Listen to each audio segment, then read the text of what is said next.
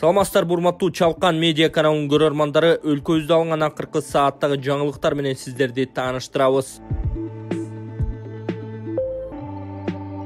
Отунбаева менен Жээнбековду айрым артыкчылыктарынан ажыратуу сунушталууда. Тагыраагы депутат Жеңиш Токторбаевдин демилгеси менен президенттин ишмердигинин кепилдиктери жана экс-президенттин статусу жөнүндө мыйзамына өзгөртүүлөрдү киргизүү тууралуу мыйзам долбоору коомдук талкууга коюлду.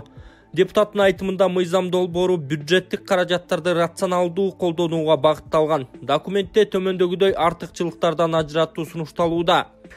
Биринчи, жаңы президент ишке киришкенден кийин 1 айдын ичинде мамлекеттик резиденцияны пайдаланууну токтотуусу. Экинчи, мамлекеттик дачалардын бирин өмүр бою пайдалануу укугунан ажыратылуусу. Үчүнчү, өмүр бою мамлекеттик кайтарууда болуусу алынып, жан сакчыларды өз эсебинен каржылоосу. Төртүнчү, экс-президентти жубайын жана жашы жетелек балдарын акысыз медициналык тейлөө алып салынуусу. Бешинчи, мамлекетке караштуу телефон, интернетти акысыз колдонуу, почта жана телеграф жөнөтүүлөрдү өкмөттүк разрядда тейлөө беренеси жокко чыгарылуусу. Алтынчы, пенсия жана маянасы өзгөртүүсүз калган, анын өлчөмү президенттин айлыгынын 75%-на барабар. Экс-президент макамына Роза Отунбаева менен Сооронбай Жээнбеков буга чейин Жеңиш Токторбаев экс-президенттерге берилген мамлекеттик күзөттү алып салуу керектигин көтөрүп чыккан болчу. Садыр Жапаров кызматтык батир мугалим дарыгерлерге эмес, УКМКга берилип жаткандын себебин айтты. Президент Садыр Жапаров Кыргызстанда кызматтык батирлер эмне үчүн көбүнчө күч органдарында иштегендерге гана берилип жатканы тууралуу сөздөргө жооп берген. Ал 24 августта Бишкекте улуттук коопсуздук боюнча мамлекеттик комитеттин өкүлдөрүнө курулган батирлердин ачкыч тапшыруу иш-чарасында сүйлөп жатып, коомчулукта эмне үчүн ушул чекистерге эле бере берет, батир дагы кызматтык имараттагы мугалимдерге, дарыгерлерге бербейби деген сөздөр бар экенин айткан. Биринчиден, өлкөнүн ички тышкы коопсуздугу камсыз болбосо эч кимге батирдин деле кереги жок. Аны мына дүйнөдө болуп жаткан окуялардан көрүп билип атабыз. Ошондуктан болгон күчүңөрдү, убактыңарды мамлекеттин ички тышкы коопсуздугун камсыздоого жумшаса деп биринчи кезекте сиздерди камсыз кылып жатабыз. Ушуну эсиңиздерге алып коюшуңуздар керек деген президент Садыр Жапаров.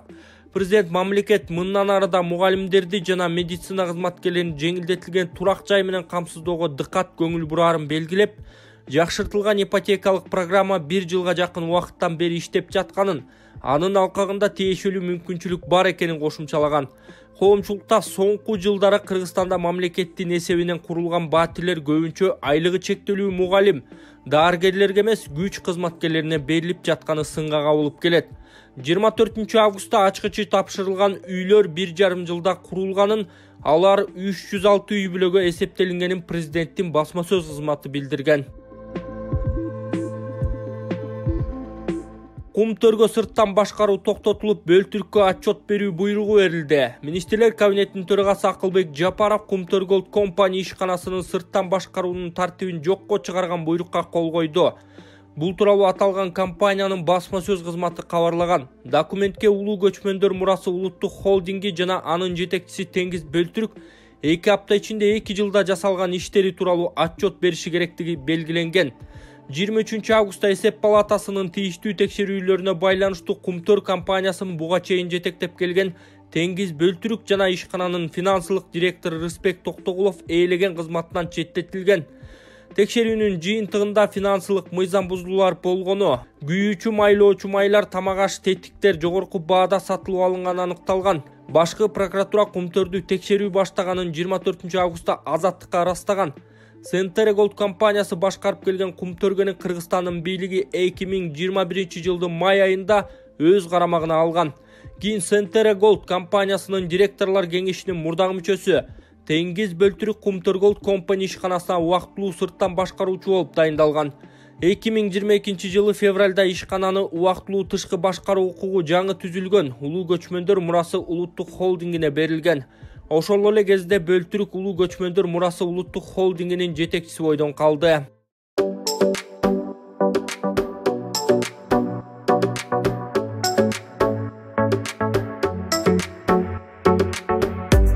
Бишкек шаарында Ислам каржылык кооперативи GTA эл аралык уюму жана Борбор Азиядагы ислам өнүктүрүү фондунун ортосунда узак мөөнөттүү кызматташуу боюнча меморандумга кол коюлду. Бул документте ислам принциптеринин негизинде каржылоонун жаңы инструменттерин өнүктүрүү боюнча жаңы багыттар жана бир катар кепилдиктер камтылган.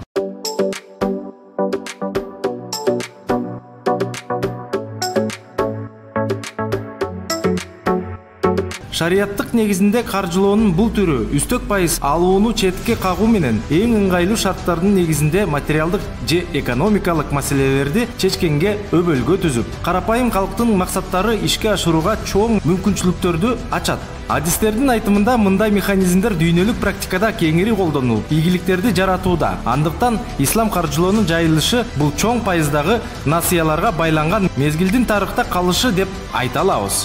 Islamic financing way for all the Muslim. Халал инвестициясы бул экономикадагы жаңы кубулуш болгону менен тез өнүгүп, жакынкы арада эле дүйнөнүн 75 өлкөсүндө ийгиликтүү иштеп, жалпы экономикалык көлөмү 3 триллион доллардан ашты. Жакынкы 2-3 жылда 4 триллионго жетиши мүмкүн.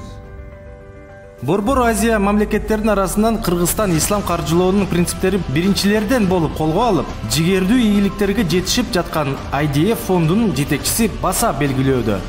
والذي أمثله أنا وتعاونية التمويل الإسلامية إفريقيا. Ислам каржы кооперативинин ишине ынаануудабыз. Анткени калктын социалдык абалын жакшыртуу максатында бир катар программаларды иштеп чыгып, шарияттын негизинде иш алып баруусуна көзүбүз жетти. Биз бул кооперативдин гаранты болууга даярбыз жана кол коюлган меморандум биздин жогорку ишенимибизди айгинелейт. Элдерге айтабыз, келгиле, жазылгыла, коркпой алгыла, барыңар ушуну билбесеңер жакшы. Мен өзүмө калган жакшылыкты элдин баарына калайм да, келип алып келет. Белгилей кетсек, ИФК калктын турак жай маселелерин чечүүгө өзгөчө басым жасайт. Маселен, кооператив аркылуу кыска убакыттын ичинде ондогон кыргызстандыктар кыймылсыз мүлккө ээ болуп алышты. Ислам каржы кооперативи үчүн алдыда пландарыбызды ишке ашыруу үчүн өтө чоң жардам, мүмкүнчүлүк десем болот. Азыр эми алдыда кооперативдин биздин чоң максаттарыбыз бар.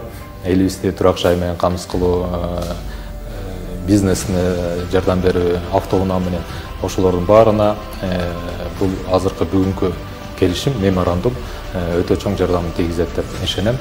Дүйнө экономикалык оор абалга учураган мезгилде мындай концепцияны иштеп чыгуу алдыңкы планга чыгууда, дешет адистер. Алардын айтымында бул абдан келечектүү каржылоо инструментин экенин дүйнөлүк практика көрсөтүп турат. Тилекке каршы биздин өлкөбүздө тиешелүү мыйзамдарда, эрежелерде, мамлекеттик программаларда иштелип чыга электиги бизди түшөлтөт. Албетте, көч бара-бара түзүлөт эмеспи деген өчпөс чоң үмүтүбүз бар.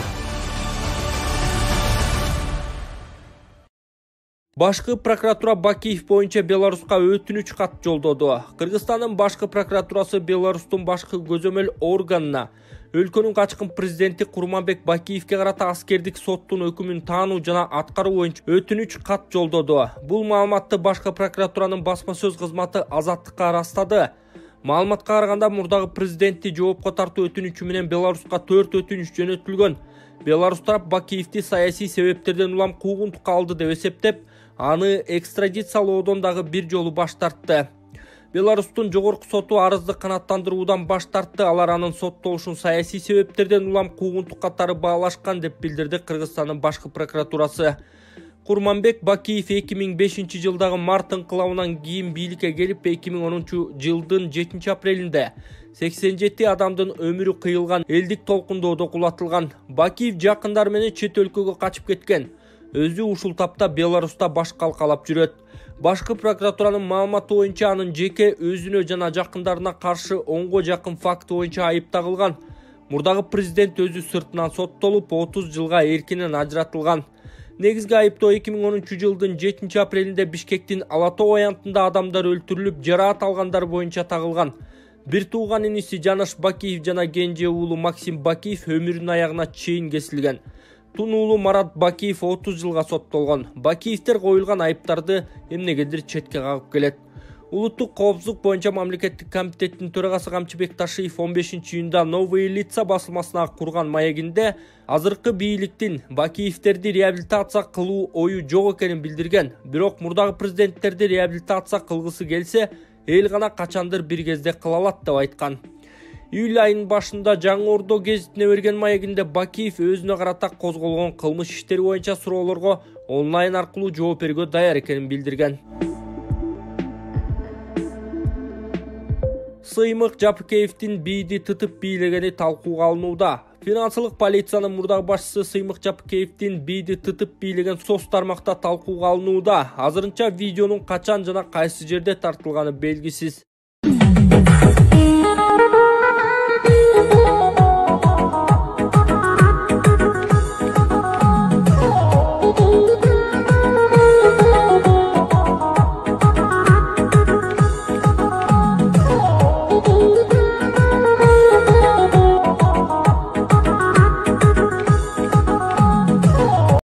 Эшимов Россия Федерациясындагы мигранттар 3 айга жасалган каттоосун 1 жылга узарта алышат.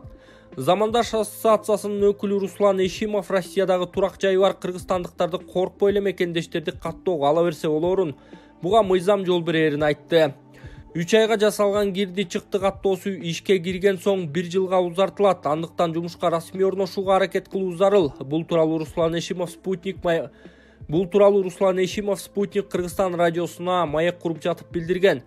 Анын айтымында эл арасында каттоону 3 ай сайын жаңыртып туруу керек деген чындыкка дал келбеген маалымат. Мурда ушул документ иштерин жасап жүргөн ортомчу компанияларга көзөмөлдүн катуулаганынан улам келип чыгууда. Кирди чыкты каттоосу 3 айга жасалганы менен жаран жумушка киргенде аны 1 жылга узартып алса болот. Болгону ишке расмий орношуу зарыл деп айтылат маалыматта. Бишкекте мектеп директорлары үчүн сынак 30 августта өтөт. Бишкекте мектеп директорлорунун сынагы 30 августта өтөт. Бул тууралуу Билим берүү жана Илим министрлигинин маалымат кызматы кабарлады. Билдирмеге караганда Ордо кала боюнча 62 бош орун бар. Талапкерлердин документтерин кабыл алуу 26 августта жумуш убактысы бүтөөрү менен аяктайт деп айтылат маалыматта. Белгилей кетсек, Кыргызстанда билим берүү жаатындагы ири реформанын алкагында 5 жылдан ашык иштеген 966 мектеп директору кызматтан бошотулган. Алардын ордуна жаңы директор конкурстук негизде тандалып алынат. Бул үчүн жерлерде директорлор үчүн сынактар өткөрүлүп бүтүп калды.